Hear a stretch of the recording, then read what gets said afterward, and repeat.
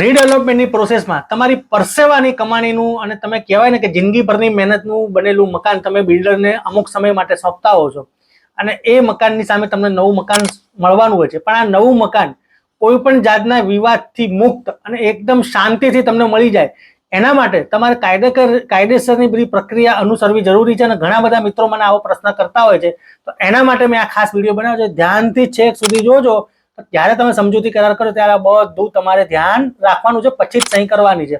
તો મિત્રો વાત જાણે એમ છે કે જ્યારે તમે રીડેવલપમેન્ટની પ્રોસેસમાં જોડાઈ જતા હો છો ત્યારે તમારી સાથે અમુક કરારો કરવામાં આવતા હોય છે. સમજૂતી કરાર હોય છે ને, ઘણી વખત વ્યક્તિગત ફ્લેટ માલિકો સાથે પણ કરાર કરવામાં આવે છે. તો કરાર વખતે શું ધ્યાનમાં રાખવાનું? સૌથી પહેલા ધ્યાનમાં રાખો તમારા મકાનની સાઇઝ કેટલી છે, તમારું મકાન ક્યાં આવેલું છે, એટલે કયા ફ્લોર ઉપર આવેલું છે, લોકેશન શું છે, એની સામે તમને કેટલી સાઇઝનું મકાન મળવાનું છે.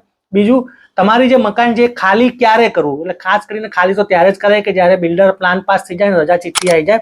બીજું, તમને મળનારું ભાડું, તમને ભાડું કેટલું મળવાનું છે સ્પષ્ટ રીતે લખાઈ લેવું જોઈએ. અને આમ જોવા જઈએ તો દર 3-3 મહિનાનું અથવા તો 6-6 મહિનાના પોસ્ટ ડેટેડ ચેક જ ભાડાના લઈ લેવા જોઈએ. બીજું, શિફ્ટિંગ ચાર્જ. તમારું મકાન જ્યારે તમે બીજા ભાડાના મકાનમાં કે બીજા મકાનમાં રહેવા જાઓ ત્યારે ઘણો બધો ખર્ચો થઈ જતો હોય છે સામાન લઈ જવાનો, અને જ્યારે તમે પાછા આવો ત્યારે પણ સામાન લઈ જવાનો લાવવાનો ખર્ચો થયો. એટલે શિફ્ટિંગ ચાર્જ, ગિફ્ટ મની, ઘણી વખત ફર્નિચરના પણ પૈસા આપે છે, એ પણ તમારે ધ્યાનમાં રાખવું જોઈએ. અને બીજું એક ખાસ બાબત ધ્યાન રાખજો, ઘણી વખત તમને તમારી જે મકાન હોય છે એ બીજા કરતાં મોટું હોય અથવા તમને અલગથી જગ્યા મળેલી હોય, તમારે એક્સટેન્શન કરેલું હોય, એનું કાયદેસર કરાવી લીધેલું હોય અને સોસાયટી દ્વારા અને બિલ્ડર દ્વારા સંમતિ આપવામાં આવેલી હોય કે આ જે વધારાનું બાંધકામ છે એની સામે અમે તમને પૈસા અથવા તો બીજું વધારાનું બાંધકામ આપીશું, તો એ બાબતની સ્પષ્ટમાં સ્પષ્ટ શરત લખાઈ દેજો, નીકળ પછી તમે હેરાન થઈ જશો. એટલે એ બાબત પણ તમારે ધ્યાનમાં લેવાનું છે. બીજું ખાસ બાબત ધ્યાન રાખજો કે બિલ્ડર કેટલા સમય મર્યાદા, એટલે રજા ચિઠ્ઠી આવ્યા બાદ કેટલા સમય મર્યાદામાં બાંધકામ પૂરું કરશે, અને બાંધકામ પૂરું એ સમય મર્યાદામાં ના કરે તો એની સામે શું શું કાર્યવાહી કરવી, બધી વિગતો જાણી લેવી જોઈએ. અને ખાસ કરીને એક છેલ્લી વાત કહું કે જો તમારો બધું સ્મૂથલી પસાર થતું હોય કામગીરી, તો તમને ભવિષ્યમાં કયા લોકેશનમાં, બિલ્ડિંગમાં કયા લોકેશનમાં કેવો ફ્લેટ મળવાનો છે એ પણ અત્યારથી નક્કી કરી લેવું જોઈએ.